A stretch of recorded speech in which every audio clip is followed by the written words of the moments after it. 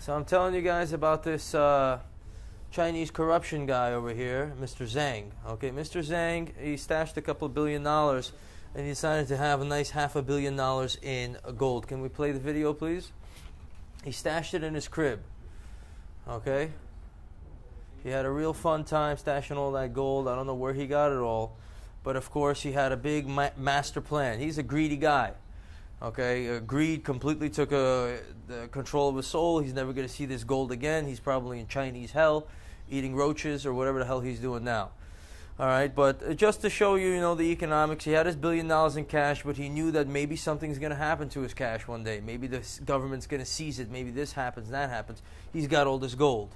That's another problem, though, because you got all that gold. Now you're up in here in the Diamond District on the big screen, ready to talk into your microphone, and there's all your gold stash that you're never going to see again.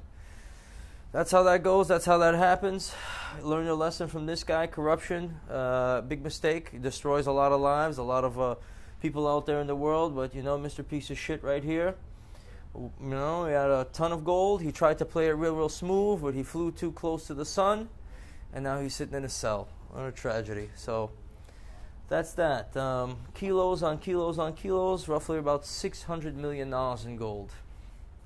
That could make a lot of Miami Cuban chains. But furthermore, just since I have a couple of minutes to talk about it, the Chinese government, they probably heard that he had the gold stash. They probably heard about what it is, and they decided to nab him.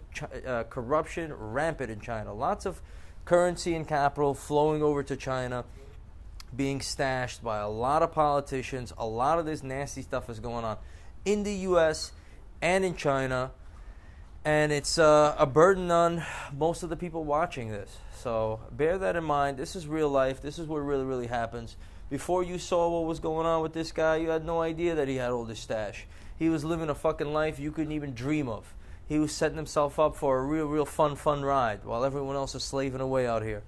Luckily, he got caught, and now he's in hell or whatever the hell he's doing out there.